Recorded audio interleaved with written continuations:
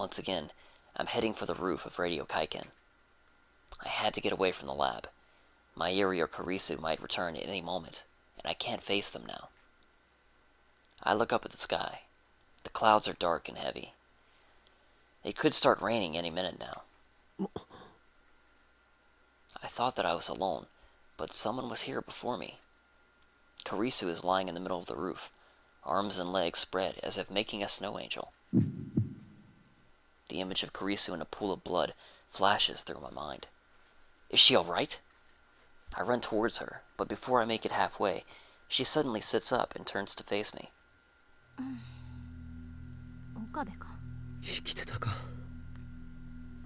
What a dumb thing to say. Fortunately, it looks like Kurisu didn't hear me. She's busy combing her disheveled hair with her fingers. I breathe a silent sigh of relief.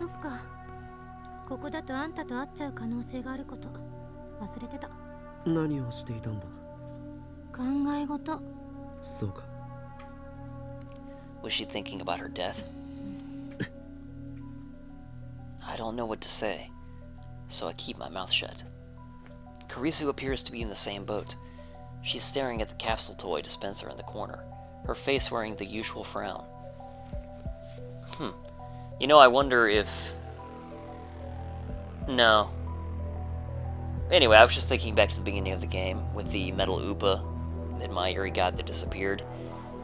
The way I see it, it's either Kurisu, who is secretly an anime fan, that took the metal Upa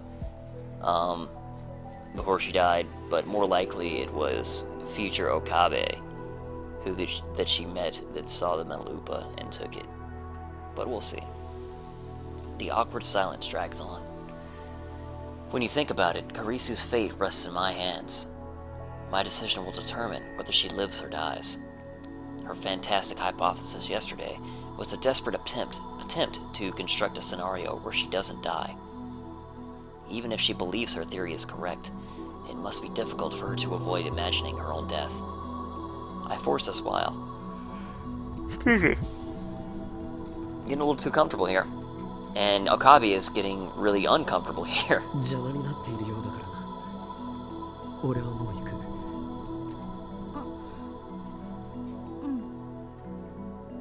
Damn, I was expecting a sarcastic remark like, "Since when do mad scientists have manners?" or something.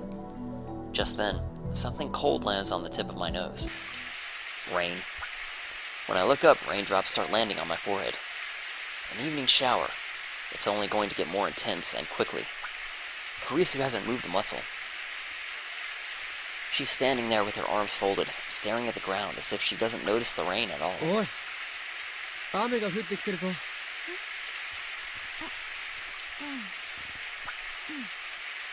She's acting strange, like her mind is elsewhere. I knew it. She's been thinking about... In less than a minute, the rain turns into a full downpour. We had no time to seek shelter. Kurisu's scream is drowned out by the roar of the rain.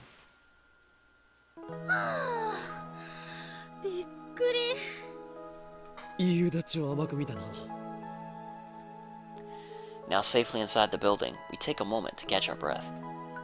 It's been a week since Suzuha's time machine disappeared, but Radio Kaiken is still closed. The lights are off, and it's pretty dark inside.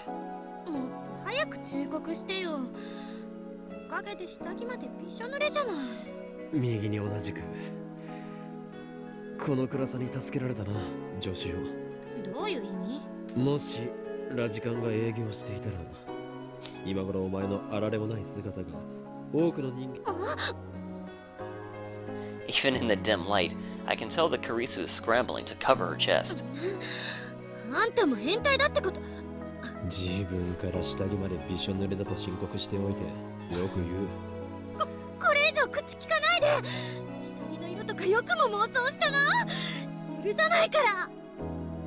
Why is that such a thing in Japan, like the color of your underwear? Who cares?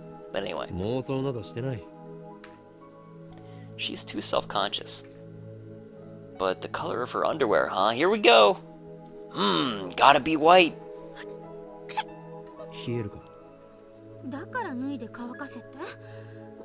ふざけないで。変態の手に引っかかるもんか。誰もそんなこと言ってないだろう。少し落ち着け。ま、たとえ服を脱いだとしてもこの暗さだから案ずることはない。お前の貧相なヌード姿は誰にも見られることは。それ以上喋るとあんたの大脳神秘質をポン酢につけて高級料亭で提供してやるんだから。 That was a strange remark. すまん。 Please spare me that horror. Still, these wisecracks are a welcome distraction. 夕立ならすぐにやむわよね。それまで待つか。 I see Kurisu's shadowy form move to sit on the staircase. I sit next to her. なんで横に。なんで。喋るなと言ったのはお前だ、クリスティーナ。あんまり近くに来ないでよ。今ぐらいの距離が限界だから。これ以上離れるとは言わないけど、これ以上近づいたら押し返すからな。 Truly the zombie wants to eat brains. I like it. Our bodies gradually grow cold. We start shivering. The color of her underwear decides what kind of person you are, like superhero men's underwear. Maybe I should take off my wet clothes. But if I do that, Kurisu will just call me a perv again. Better not. My eyes gradually adjust to the darkness. I can see Kurisu more clearly now. She's huddled up against the wall. バカな。この暗さでは俺がどこを見ているかなどわからないはず。 Does she have infravision? やっぱり見てたのか？ Damn, she used leading question on me. It's super effective. That's such a high level technique.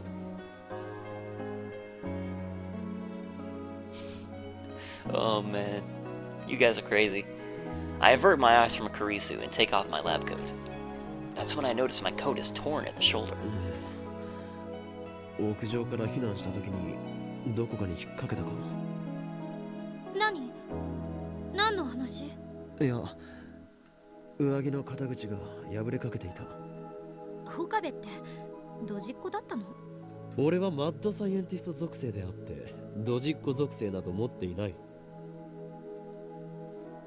It seems like forever since I talked to Kurisu as Hoin Kyoma. はいはい。 Kurisu suddenly holds out her hand. ほら。何？ちょうどソーイングセット持ってるから縫ってやると言っている。ソーイングセットだと？お前が？悪いか。 I hand over my coat as asked. 実験大好きっ子のくせにそんな家庭的なものを？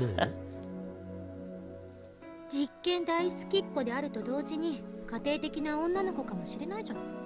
Clearly, they're mutually exclusive. 家庭的な女の子なのか？相対的に見れば家庭的かもね。と言っても日本の女子高生の家庭的女の子指数がどれくらいか知らないけど。 There's an index for that? First I've heard of it. Kurisu skillfully threads the needle, despite the darkness. 濡れてるから針が通りにくいの。本当に偶然持っていたのか？しつこい？そんなに私がソーイングセット持ってたら悪いの？悪いとは言っていないが、まるで狙ったかのようだったからな。 She used the time leap machine for expressly this purpose, つ obviously. まりあんたが服を破ってしまうのを見越してあらかじめ用意していたって言ってもらいたいんですね。わかります。そんなわけあるか。それと勘違いしないでほしいんだけど、別に好きで縫ってあげてるわけじゃないんだからね。 Oh, Kurisu. 出たな、ツンデレセリフ。 Indeed. 茶化すな。あんたが偶然服を破って、私は偶然ソーイングセットを持っていた。だから縫ってあげている。それだけ。 Guzen. 偶然。ね。Yep. まさかお前、タイムリープしているということはないよな。つまりあんたが服を破ってしまったからタイムリープして事前にソーイングセットを用意したって言ってもらいたいんですね。わかります。そんなわけあるか、そんなわけあるか。大事なことなので2回言いました。アンダースタン？確かに。わざわざタイムリープして対策を練るならば、ソーイングセットではなくタオルを用意しておくのが先だからな。何それ、皮肉？文句ばっかり。After working for a while, Kurisu cuts the string with her teeth, then hands me back my coat. ほら、ありがとう。出来については暗くて確認できないけど、もし仮に出来が悪くても私の腕のせいじゃない。この暗さのせいよ、きっと。ちなみに糸の色についても何が出るかお楽しみに。Oh man. 色もランダムなのか。黒か赤かピンク。確率は3分の1。Hope it's pink. せめてピンクが出ないように祈ろう。Disagree, Okabe. 寒いか。まあね。俺の上着を羽織るか。それだって濡れてるでしょ。まあそうだが。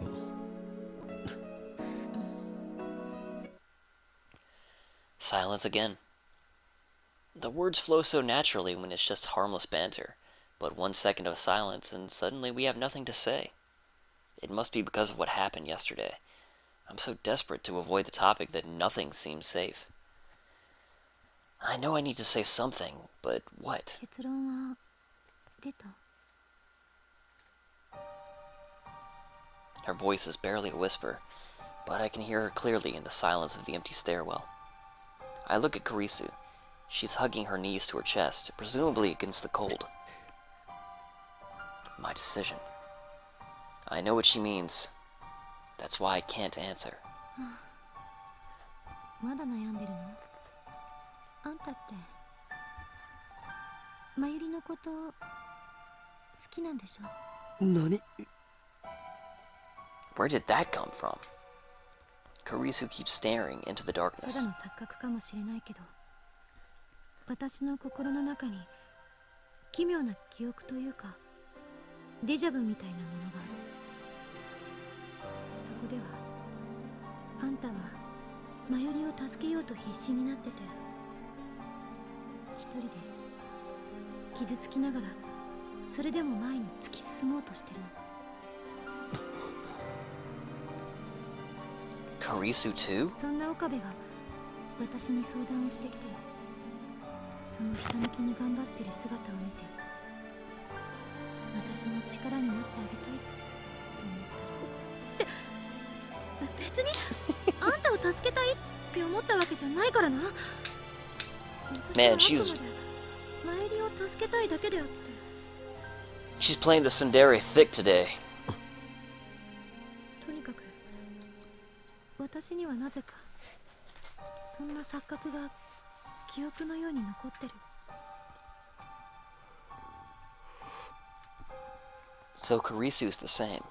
She still has faint memories from her previous from previous world lines. 自己分析してみたけど、夢で見たものを現実と思い込んでるのか、単なる願望か、それぐらいの結論しか出なかった。ただこれだけははっきりしてる。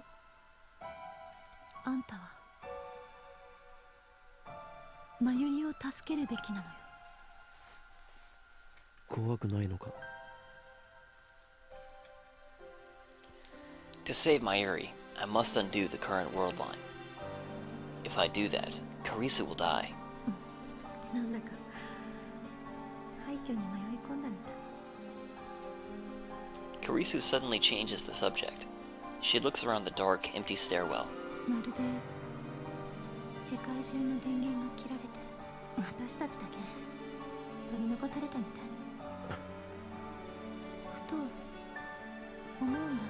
もしあんたがデータ世界線に行ったとする。みんなも一斉にそっちに移動するとしたら、私だけは移動できない。私だけが取り残される。そしたら世界中がこの場所みたいになっちゃうのかな。所詮これも仮説の一つだけど。俺は I need to say お it. 前も救う。マユリだけじゃなくてお前も。できもしないこと言わなくていい。 Kurisu cuts me off sharply, then buries her face in her knees. 怖くないかってさっき聞いた。怖いに決まってるでしょ。自分が消えるかもしれない。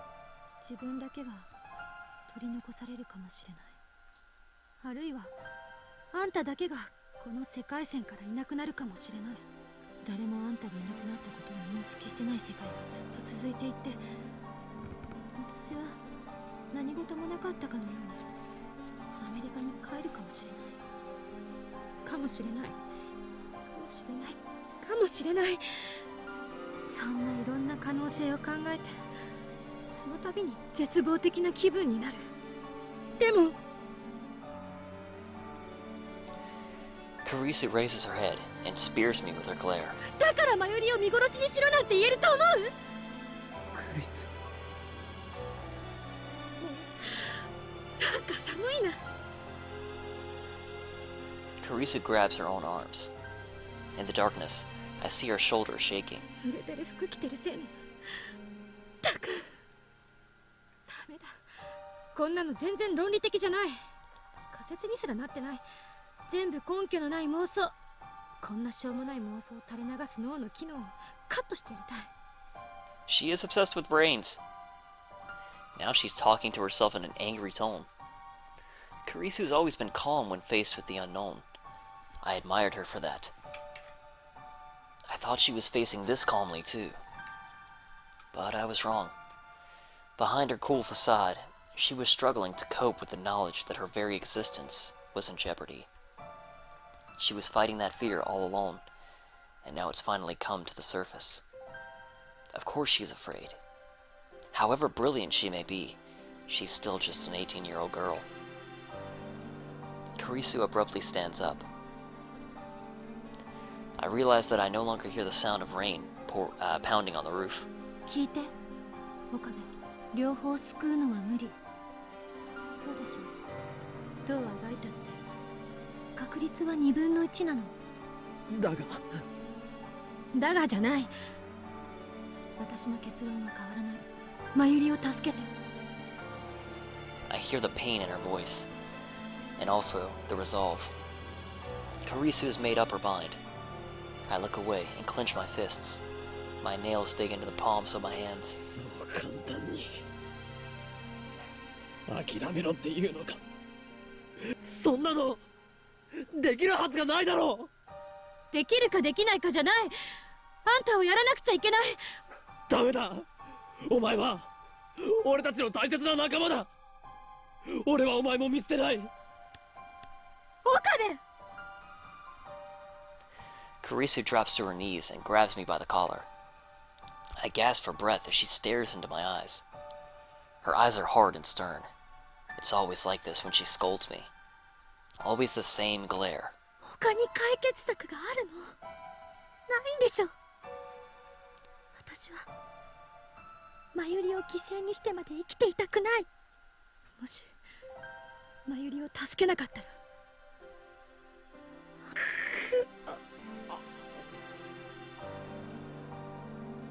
This can't be happening. I hate this choice with no right answer. I hate this universe for being so cruel. And most of all, I hate myself for forcing Kurisu to speak these words when she's the one with the most to lose. Tears well up in my eyes, but I bite my lip and hold them back. Is there really no other way? I can't bear it. I look straight back at Kurisu as she holds me by the collar and tightly embrace her slender body. Her clothes are still wet from the rain, but all I feel is warmth radiating from the core of her being. お前はここにいるのにこんなのあんまりだ。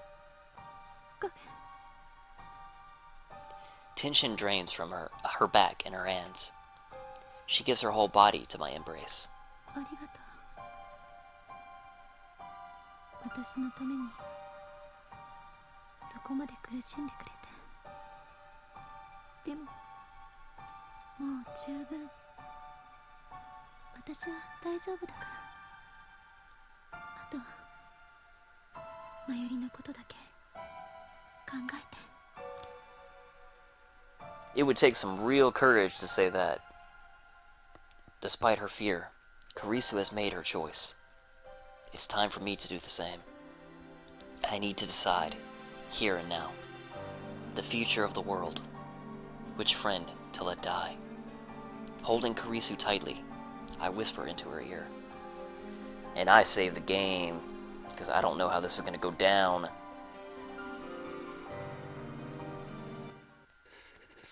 すまない。 A meaningless apology. 俺は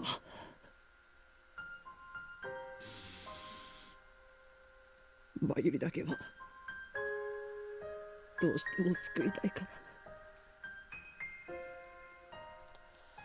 Those words are a death sentence, but I force myself to speak them. It takes every ounce of willpower I possess. お前を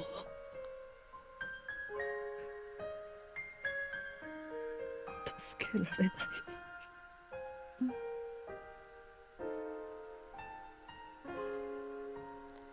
When I finish, I feel as if a great weight has left my shoulders, and at the same time, as if 1,000 needles are stabbing into my heart. Kurisu weakly returns my embrace. Then she lets go and stands up. さてと、 There's already a look of relief on her face. 先に帰る。帰るってどこへ？ To America? ラボに決まってるでしょ。服を乾かさないと。シャワーも浴びたいし。 In that case, we should go back together. But before I can suggest it, Kurisu beats me to the punch, as if she read my mind. あんたはそこでずぶ濡れのまましばらく待ってて。わかった？ We can't go back together. That's her verdict. 分かった。 I hang my head and shut my eyes. Kurisu's footsteps fade into the distance. I wrap my arms around my body. Even though it's summer and sweltering hot, I can't stop my body from shaking. I realize that part of me is relieved that Kurisu is left alone. At least I won't have to face her again, to look upon the face of the girl I chose to let die. I'm a coward.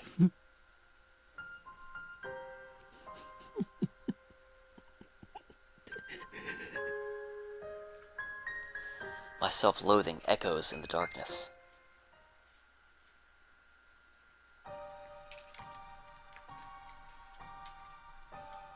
Mail from Kurisu. Cease to inquire what the future has in store, and take as a gift whatever the day brings forth. Horace, Italian philosopher. I'm going back to my hotel. Do what needs to be done. Good night. And goodbye. I wait about 2 hours before returning to the lab. Kurisu is already gone when I get there. All she left is a single email. I sit down on the sofa.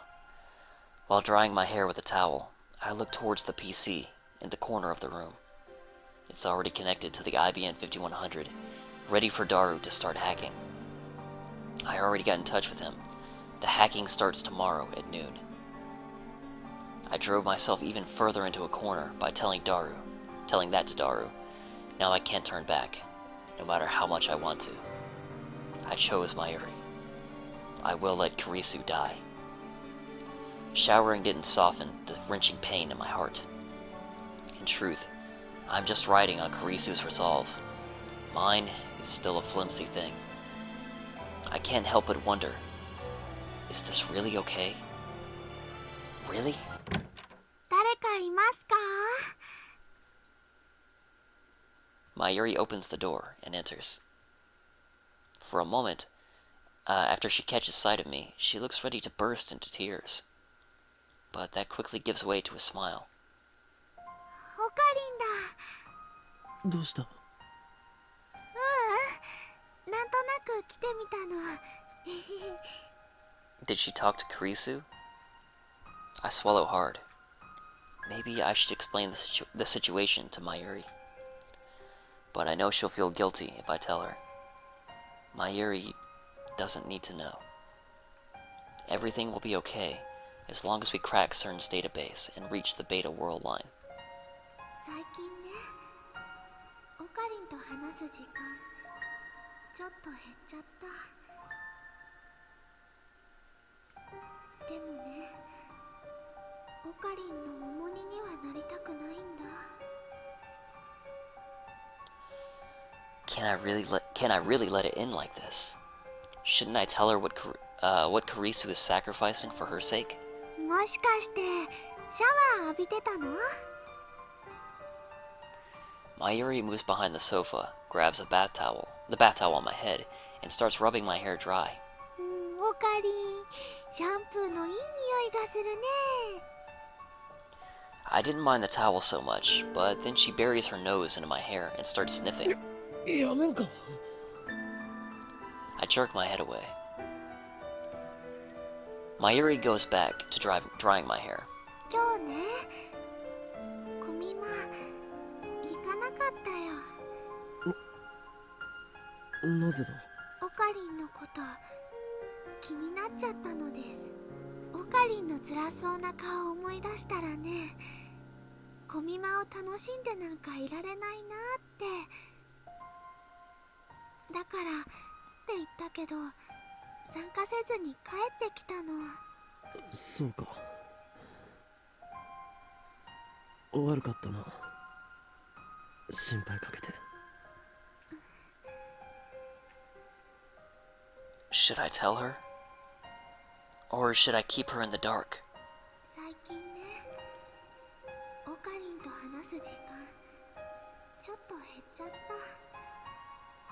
だからね、マユシーは寂しくなっちゃったのかもしれない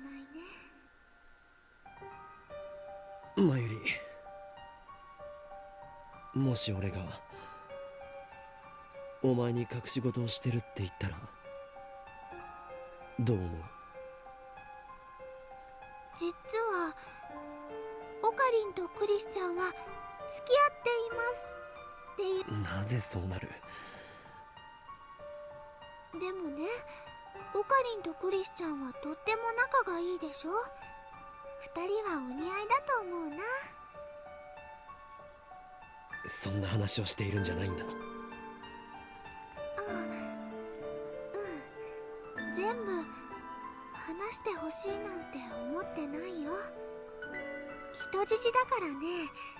どっちかっていうと何にも教えてもらえないのが普通だもん。そんな話をしているんじゃないんだ。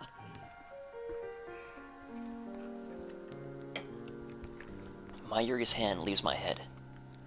I look over my shoulder in panic, thinking she's wandered off again. She's there. I grab her hand, perhaps more forcefully than I meant to. マユシーはオカリンの重荷にはなりたくないよ。 Again. だからオカリンが言ってくれるまで待つの。昨日もそう言ったよ。一生言わないかもしれないぞ。それはね、とっても気になっちゃうけど、でもしょうがないかな。その隠していることがお前に関係していることでも。マユシーに？俺はお前を傷つけたくなくて話さないでいるんだ。そのせいでオカリンは辛い顔してるのかな。だったらね、話してほしいな。オカリンが辛そうなの見たくないもん。それでお前は傷ついてもいいっていうのか。Mayuri replies with a gentle smile. She nods without any hesitation, Her smile is so sincere, it strikes me speechless. 昨日もさっきも言ったよ。マユシーはオカリンの重荷になりたくないって。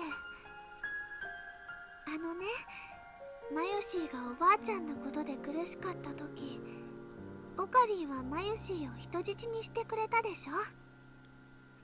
だからね、もしオカリンが苦しい時はマユシーが力になってあげたいってずっと思ってたんだよ。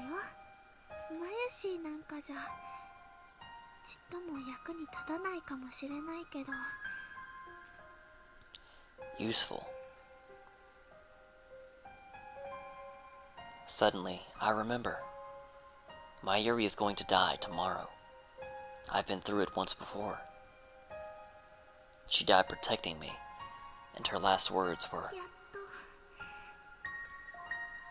マユシーはお役に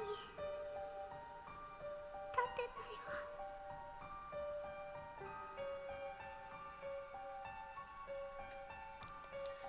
So this is what she meant. だからね、これ以上辛い顔しないでほしいな。わかった。 If that's how she feels, I'll tell her everything. I let go of Mayuri's hand and pat the sofa beside こ me. こに座るんだ。 Mayuri does as she's told. おやつ持ってきていい？お前は空気が読めないな。そうだね。 That's Mayuri for you. Mayuri sits up straight with her hands folded in her lap. じゃあどうぞ。これから話すことは全部事実だ。お前が見た夢とも関係している。そして俺はこの後お前のために仲間を犠牲にするつもりだ。オカリン。 Anxiety clouds Mayuri's face, but I ignore it and take her chin in my fingers. A switch has already flipped inside me.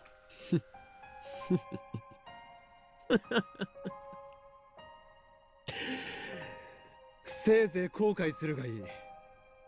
この俺、狂気のマッドサイエンティストである法王院京馬が行ってきた恐るべき所業の数々を聞いてな。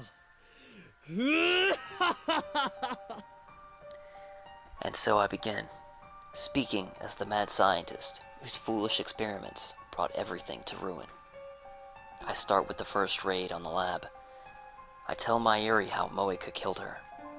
Next, I tell her about Suzuha and Ferris, about Lukako, Moeka, FB, and Nai. I describe their fates in every detail. And finally, I tell her about Kurisu.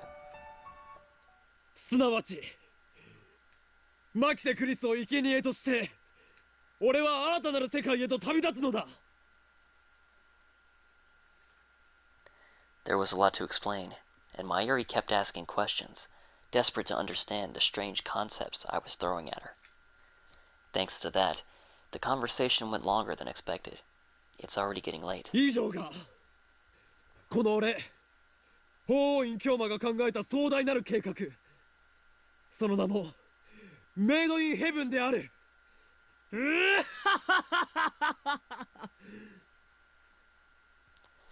Finally, it's over. Mayuri says nothing. She's staring at her hands, which are clenched into tiny, trembling fists. She looks like she's ready to cry any second. なぜそんな顔をしている？ Mayuri shakes her head and bites her lip. オカリンもクリスちゃんも苦しんでたんだね。なのにマユシーはのんきにコスを作ってた。 You've endured your share of suffering too, Mayuri. こんなのバカみたいだよ。マユシーは何も知らなかった。お前が責任を感じる必要はないのだ。全てはこの俺による計画なのだからな。幻滅したか、マユリ。だが俺は仲間を平気で犠牲にできる男。故にお前がベータ世界線に行きたくないと言ってもそれを聞き入れるつもりはない。 Man, this drama. お前には俺の人質として絶対に最後まで付き合ってもらうぞ。世界に訪れる混沌、これこそがシュタインズゲートの選択なのだ。 Mayuri ignores my performance. She gets to her feet and lurches towards the door. I quickly grab her by the wrist. おい、どこ行く？クリスチャンに会いに行かなきゃ。ねえオカリ、クリスチャンに会いたいよ。There's no way I can refuse Mayuri's request.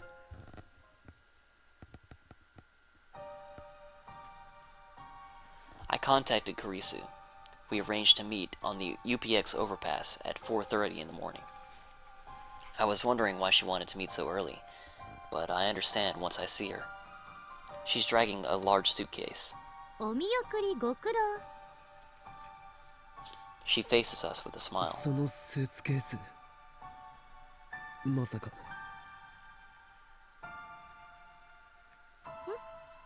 ああ、そういうことよ。帰るのか、アメリカに。 Kurisu nods. もともと8月の頭には帰る予定だったんだけど、どっかのマッドサイエンティストに捕まって予定より長めの滞在になっちゃった。もう私が手伝えることもないだろうし、後腐れなくって意味でもいいでしょ。 Is she doing this for me? Or is she trying to outrun her fear? It's not my right to stop her. Even if I did, it wouldn't change anything. Today, as planned, I will crack CERN's database and move to the Beta World line. I've made my decision. Mayuri is next to me, standing still with her head hung. マユリ、どうしたの？具合悪いの？ I gently nudge her back.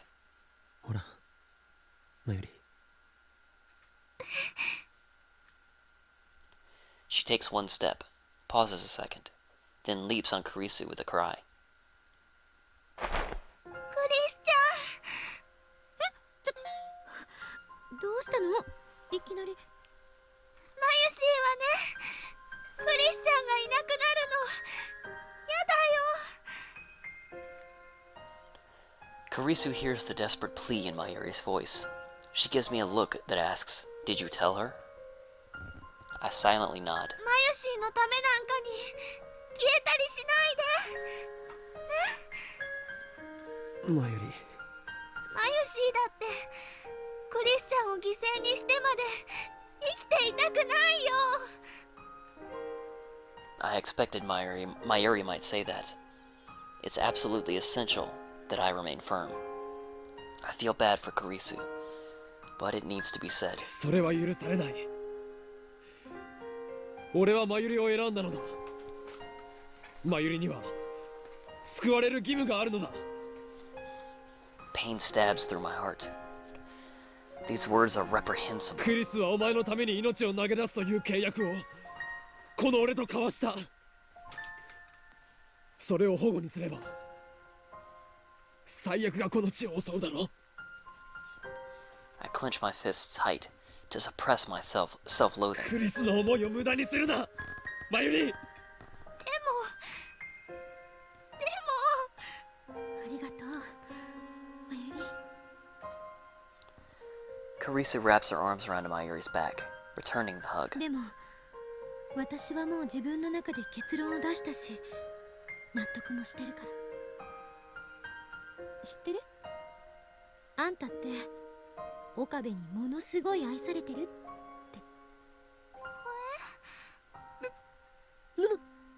何を言い出すのだ。事実でしょ。 She gives me a mischievous smile. だからマユリが死んだら岡部はすごく悲しむ。岡部にそんな思いさせたくないでしょ。でもクリスちゃんがいなくなったらマユシーは悲しいよ。そうね。会えなくなると寂しいかな。でもどうせ私は生きてたってアメリカに帰るつもりだったわけだし。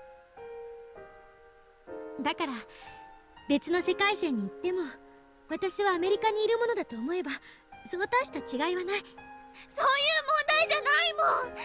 クリスちゃんが消えちゃうのが嫌なんだもん。ねえ、やめよう。クリスちゃんが消えることないよ。Kurisu separates from Mayuri and gazes straight into her こ face. れ以上私や岡部を困らせたらダメ。 She uses a gentle tone, as if speaking to a child. Then she lightly bumps Mayuri on the head. 岡部、もうマユリの手を離しちゃダメよ。分かってる。それじゃ私は行くから。もう二度と岡部の顔見なくて済むと思うとせいせいするわ。 She punctuates her insult with a smile. She's so cheerful now, a far cry from the shivering girl in the dark. To see her like this breaks my heart. I'm sorry. I repeat the words in my heart again and again, begging for forgiveness. Kurisu turns to go. クリスちゃん、行かないで。行かないでよ。ついてこないで。 She shouts over her shoulder. Mayuri freezes. 同情なんてしないで。惨めになるだけだから。これは私が決めたことなの。マユリに何を言われたってもう揺るがない。さよならマユリ、約束よ。あんたは幸せになりなさい。 With that, Kurisu walks away.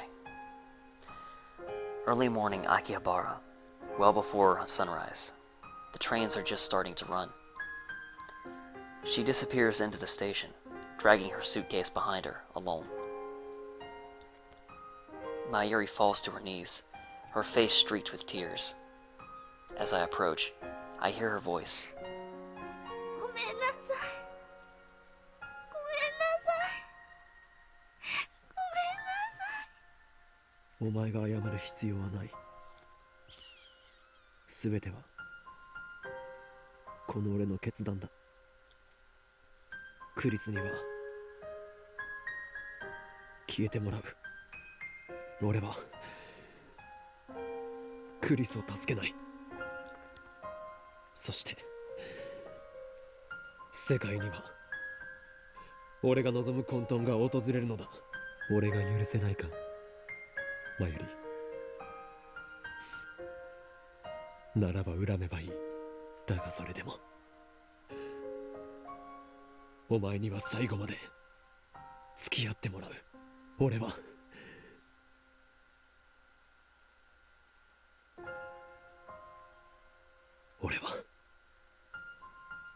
お前を救うためにクリスを見殺しにする。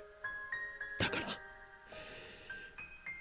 お前がどれだけ俺を恨もうと、俺の意見に反対しようと、もう後戻りするつもりは、俺の野望は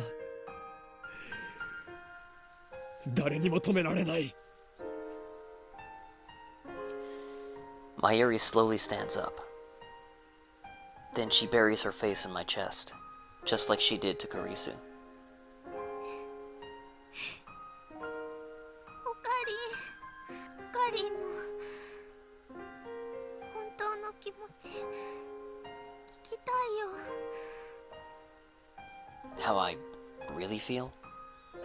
Mayuri looked straight up into my eyes. オカリンが心の中で思ってることを素直な言葉で聞きたいよ。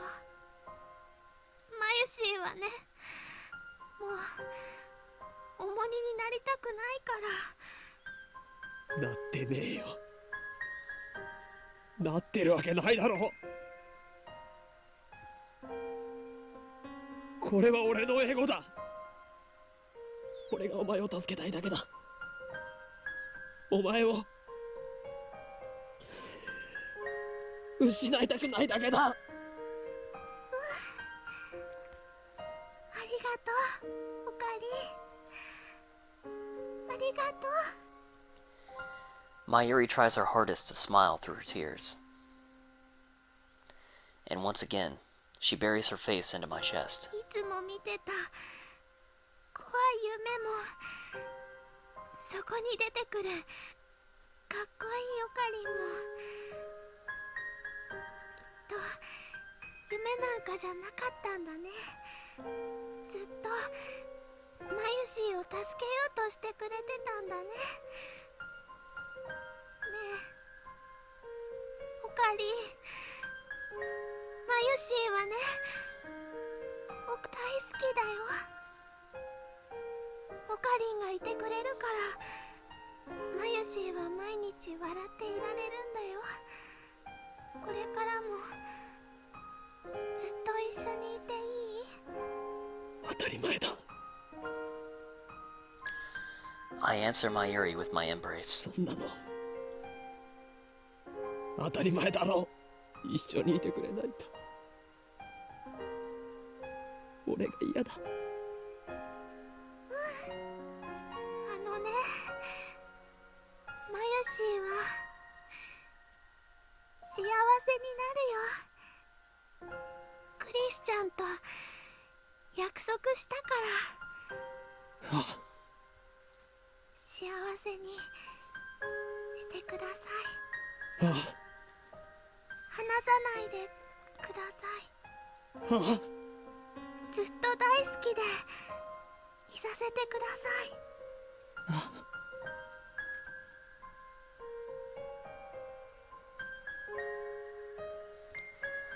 The radiance of the rising sun pours out between the buildings. Daybreak.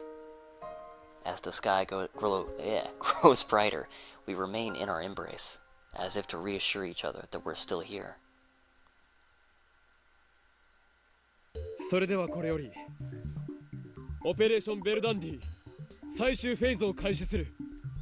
Hacking CERN. Finally, after all this time. Mayuri and Daru return to me and nod. Today is the last day of Kamima. Daru wanted to attend, of course, but a little begging convinced him to prioritize the operation.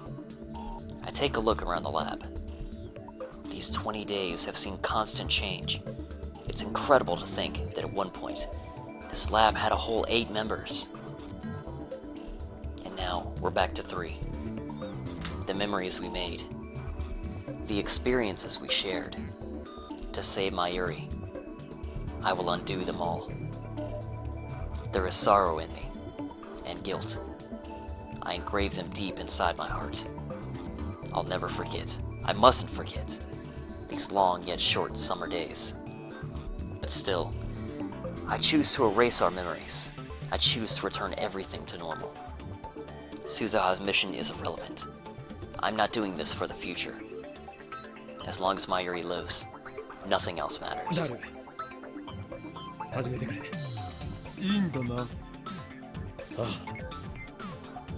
オキドキ。 Yeah, Reed Steiner was one of the translators for the game. Daru starts typing on the IBM 5100. It's already connected to his main computer. This will get us into CERN's central database, where they keep the data they mine with the Echelon. There we will locate the first email I sent on July 28th and erase all trace of its existence. With this, I can reach the Beta World line. At last, Mayuri will be safe. I look at Mayuri.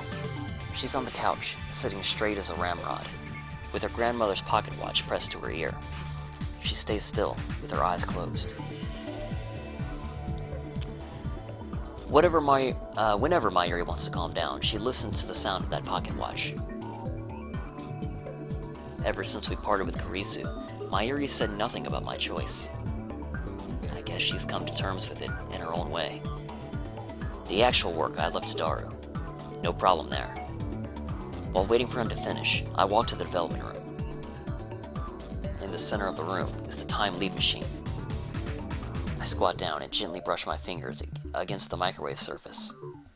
It's cool to the touch. I've made irreplaceable friends because of this thing. And because of this thing, I've hurt them. But I don't want to blame the tool. It's how you use the tool that matters. And I've got to admit, it's saved me more than once. But still, once this is over, I'll destroy the time leap machine. We must never again make the same mistakes. あったのか俺が送った D メールが Oh man. しっかり残ってるよ。 Daru points to a string of characters. My name is there, followed by the message I wrote about Kurisu's death. 3 lines total, each 12 characters long. This data led CERN to our doorstep. At FB's instruction, Moeka and the Rounders attacked. If Suzuha is right, then by erasing this data, we'll escape from Attractor Field Alpha, where CERN dominates the future. That will take us to Attractor Field Beta, to the Beta world line within its range of convergence, to a future without Mayuri's death. Mayuri is standing next to me, gazing intently at the monitor. She grasps my hand firmly. 大丈夫だ She looks anxious, so I pat her head to calm her down. エンターキーを押せばデータは消せるようになってる。 Daru stands up and gestures to the open seat. この儀式はオカリに譲るわ。 I sit down and face the keyboard. This time, it ends. Kurisu's face floats through my mind. I close my eyes and take a deep breath. Goodbye, Kurisu. I slowly raise my right hand and extend my index finger. 勝利の時は来た Daru twitches at my cry. この俺はあらゆる陰謀にも屈せず己の信念を貫きついにラグナロックを戦い抜いたのだ Ragnarok is done. この勝利のため我が手足となって戦ってくれた仲間たちに感謝を Suzuha, Lukako, Ferris, and Kurisu. One press of this enter key, and Kurisu will die. I firmly grip my coat at the shoulder, where it's been stitched together with jagged pink thread. 訪れるのは俺が望んだ世界なり I wished for Mayuri to live, and Kurisu to die. That is the truth, and I must never forget it. 全てはシュタインズゲートの選択である This is the choice of Okabe Rentaro. エルプサイコングルー El Sai Konguru. 世界は再構成される I swing down my finger and strike the enter key.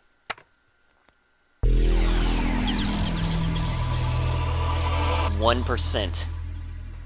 We did it. We did it! It's a bittersweet victory, but a victory. After a while, the spinning stops, and color gradually returns to the world. Reading Steiner activated. The world line is changed. I look around the room. Next to me is Daru. Behind me is Mayuri.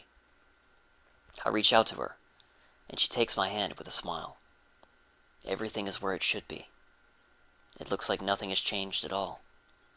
I gently touch my coat's shoulder where Kurisu fixed a torn seam.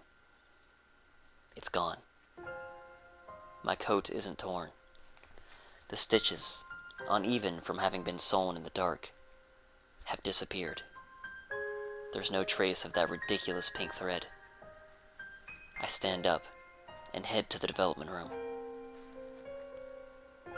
Underneath the table, the time leap machine.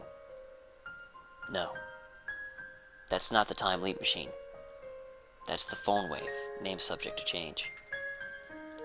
The upgrades Kurisu made are gone. Nothing has changed. This world is exactly the same, in all respects, save one. Kurisu was never here. I thought that I was prepared for this, but now that I'm face to face with the cruel consequence of my decision, I feel powerless, defeated. I want to cry. オカリどうしたの？ Mayuri runs up and grabs my arm. なあ、マユリ、何？ラボメンナンバー004は誰だっけ？ I need to ask, even though I know what the answer will be. 004？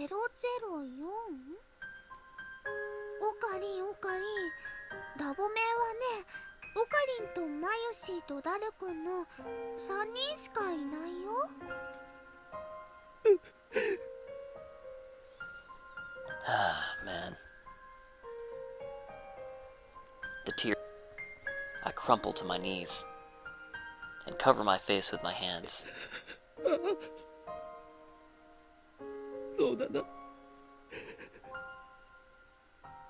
このラボに4人目のラボメンなんていなかったよ。 Her existence was rejected by the world. オカリン、何か悲しいことがあったんだね。 Mayuri rubs my back. マヨシーはね、オカリンの力になってあげたいよ。 I embrace Mayuri. I stifle my voice and cry. オカリン、泣かないで。マユリはどこにも行かないでくれ。ずっとそばにいてくれ。頼むよ。 Mayuri tenderly strokes my head. マヨシーはずっと一緒だよ。これまでみたいにずっと。